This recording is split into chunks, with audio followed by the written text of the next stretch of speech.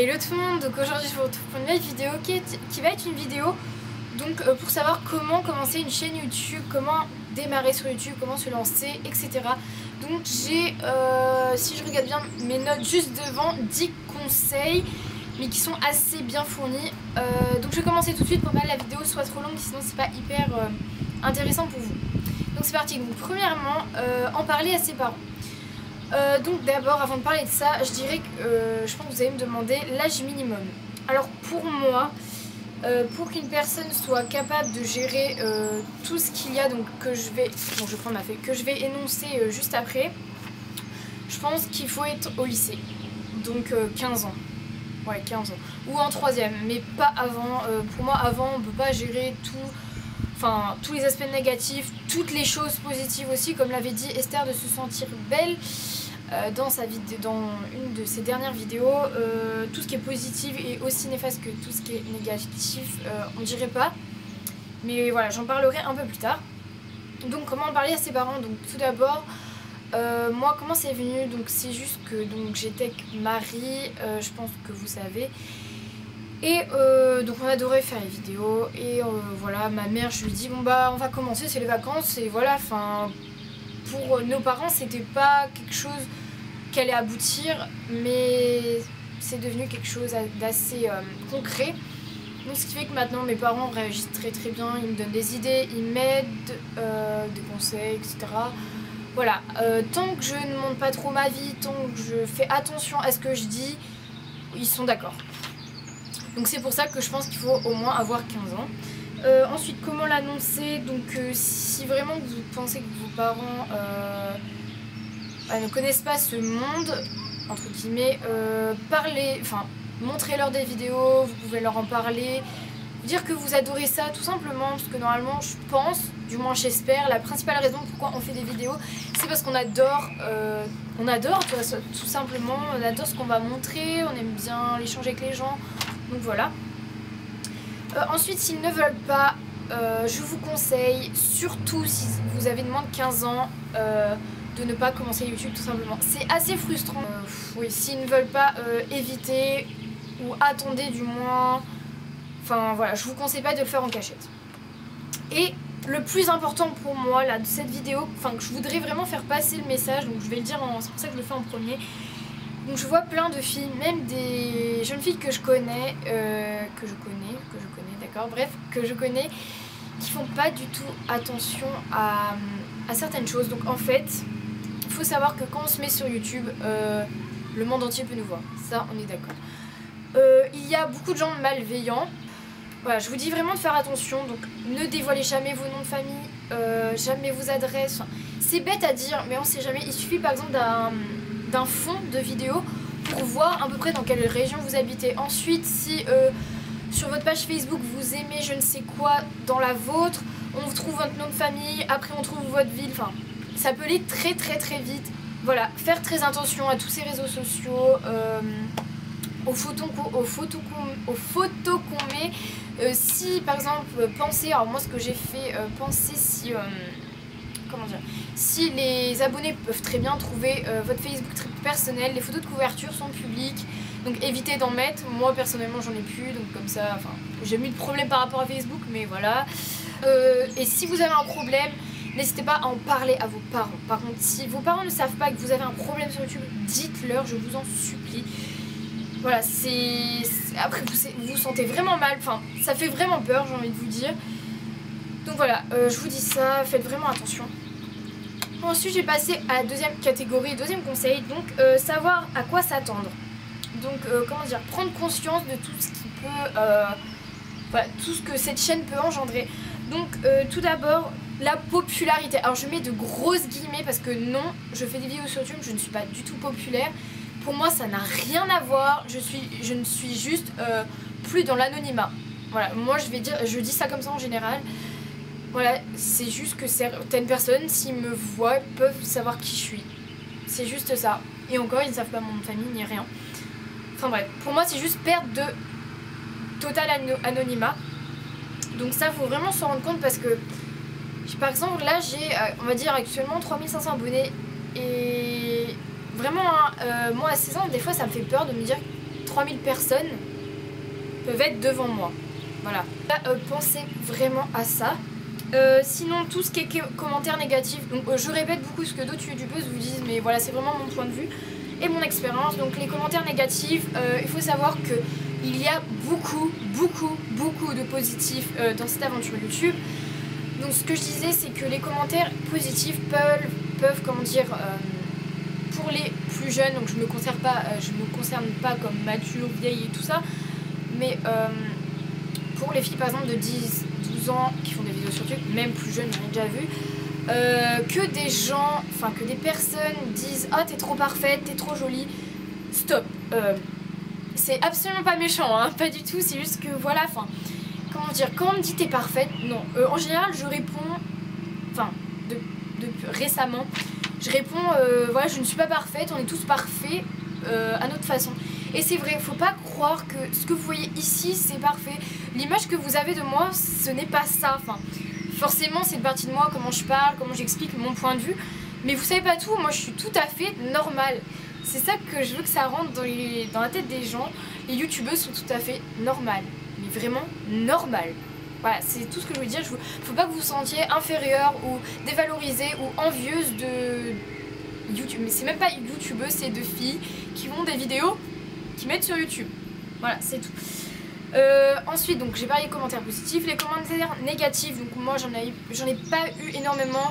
Donc quand je dis commentaires négatifs, pour moi ce n'est pas t'es moche, t'es grosse, voilà, c'est nul, voilà. Tout ça pour moi c'est pas des commentaires, c'est juste des idioties. Mais les commentaires négatifs du genre je trouve, je sais pas, là j'en ai pas trop en tête, mais je me rappelle que pas récemment mais auparavant il y en a beaucoup qui m'ont blessé. Je trouve que je trouve que tu copies telle youtubeuse.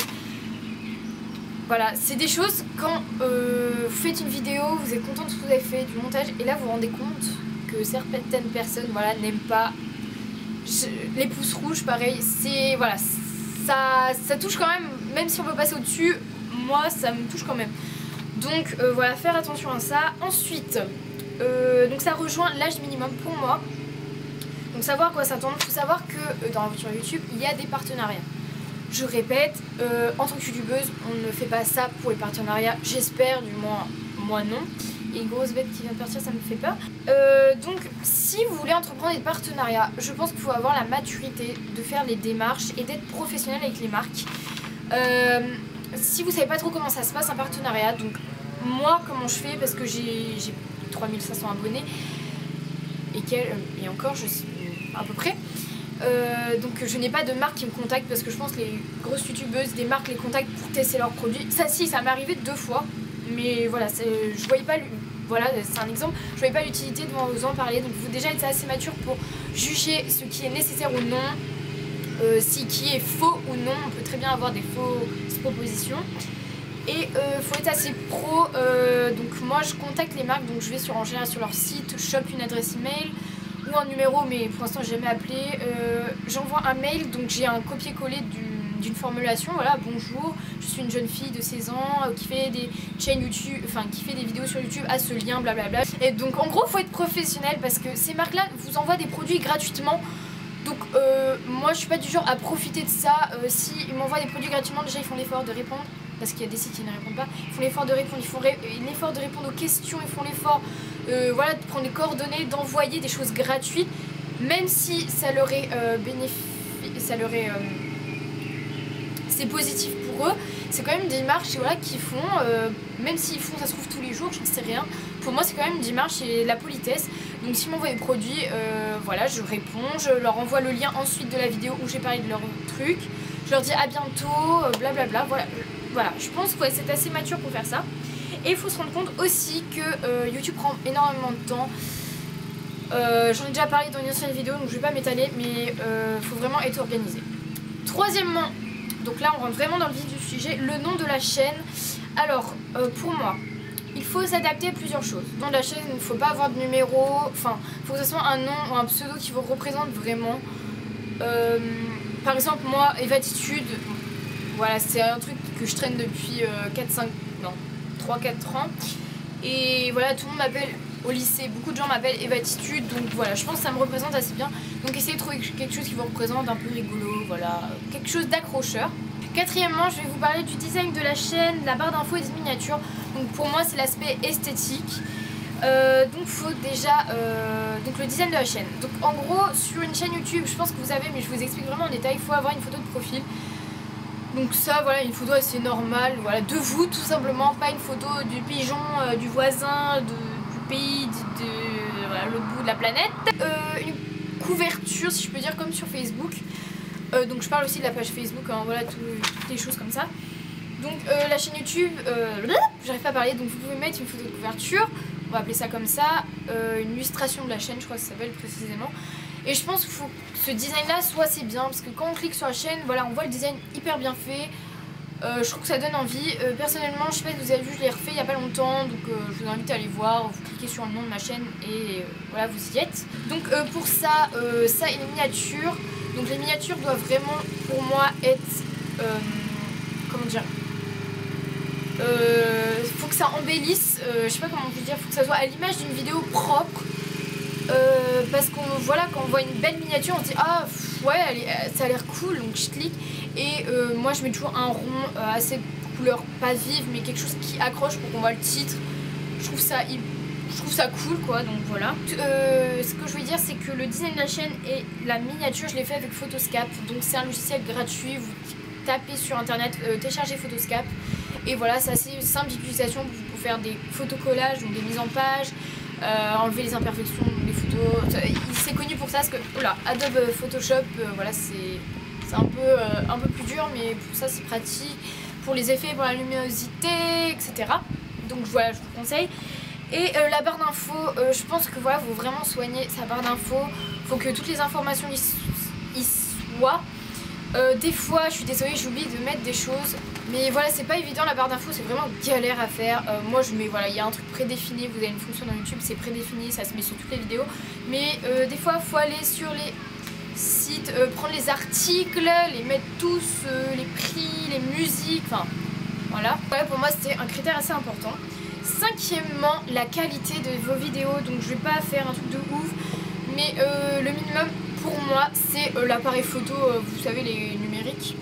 Ensuite, vous avez les réflexes, donc comme ici, donc je filme avec un Canon EOS 550D, tout est répertorié en barre d'infos comme je vous dis, comme dans le conseil d'avant. C'est bien aussi de mettre tout ça dans la barre d'infos. Et un trépied, ça peut être cool, donc si la caméra est stable, c'est assez bien aussi. Si c'est une webcam, mais qui est pas trop nulle, je pense que ça passe aussi, tant que la vidéo est bien. Et personnellement, j'ai pas encore d'éclairage, je vois pas l'utilité pour l'instant, mais ça peut être très bien d'envisager d'investir dans des éclairages ou d'être devant une fenêtre, voilà, tout simplement. Si dans ce qui rentre dans la qualité de la vidéo, il y a les fonds de vidéo. Donc là, c'est un peu neutre, sympa, cocooning et tout. Non, pas du tout, c'est du bois, super, bref, c'est la campagne. Mais non, je pense qu'il faut pas avoir des fonds, genre on voit tout le bordel de votre chambre. Voilà, ça pour moi, direct que je vois ça, je quitte. Voilà, un fond blanc, je trouve ça l'idéal. Un petit truc sympa avec une bougie au fond, genre comme les grandes youtubeuses, je trouve ça super. Donc voilà, je pense que ça rentre dans la qualité de la vidéo, il faut que ça soit assez soigné. Sixièmement, il faut, je pense, savoir faire un minimum de montage. Donc la base, et moi je me débrouille avec ça. J'aimerais beaucoup avoir iMovie, mais voilà, c'est pas trop dans mes projets d'acheter un Mac encore. Mais Windows Live Movie Maker, donc je vais vous expliquer vite fait comment vous pouvez l'avoir. Ça se trouve vous l'avez déjà, moi je l'avais déjà. Si vous avez eu MSN, Windows Live, Hotmail, je sais pas quoi, vous avez dans vos programmes, vous avez Windows Live, Hotmail, je sais pas quoi, Windows Live, MSN, machin, et vous avez Windows Live Movie Maker normalement. Du moins moi c'est comme ça que, voilà, que c'est arrivé dans mon ordi. Donc avoir un montage propre avec un petit logiciel, ou si vraiment vous ne pouvez pas aller dans YouTube, vous pouvez couper vos vidéos, mettre des effets maintenant aussi je crois, et mettre de la musique, donc c'est assez cool. Et sinon, qu'est-ce que je voulais dire, pensez aux écritures en bas des vidéos, je trouve ça cool, il faut que les écritures soient assez, par exemple pour des tags, mettre les questions, voilà, travailler sur des choses comme ça. Septièmement, je vais aller assez vite parce que je vais parler pendant 20 minutes, je le sens.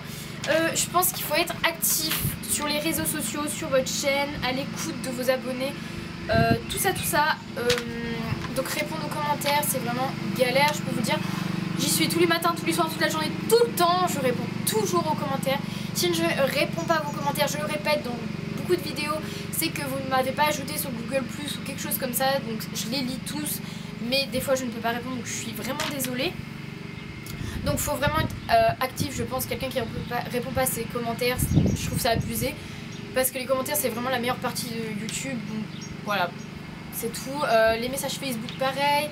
Les réseaux sociaux, si vos réseaux sociaux sont en lien avec votre chaîne. Enfin voilà, je pense qu'il faut vraiment être actif. Huitièmement, il faut savoir de quoi on parle. Alors, ça va être très vite.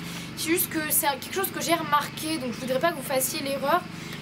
C'est que donc des fois ça arrive de dire des bêtises, de faire des erreurs, de penser des choses en fait qui sont fausses, qu'on nous dit en commentaire non en fait c'est pas ça, blablabla. Ça je suis d'accord, hein. Mais moi ça m'arrive je pense très souvent si ça se trouve. Mais je pense que si par exemple vous faites des vidéos conseils, il faut vraiment se renseigner, il faut savoir de quoi on parle. Parce que quelqu'un, donc voilà, j'ai déjà vu des youtubeuses dans ce cas là, quelqu'un qui parle mais qui ne sait absolument pas de quoi il parle, ça se voit directement. Donc je pense que ça c'est vraiment direct, rédhibitoire. Je crois que ça se dit comme ça, excusez-moi pour le mot. Eva, blonde attitude, enfin bref. Neuvièmement et avant-dernier conseil, oui j'ai du vernis rose, il faut être naturel. Donc ça c'est, je pense, la chose la plus dure.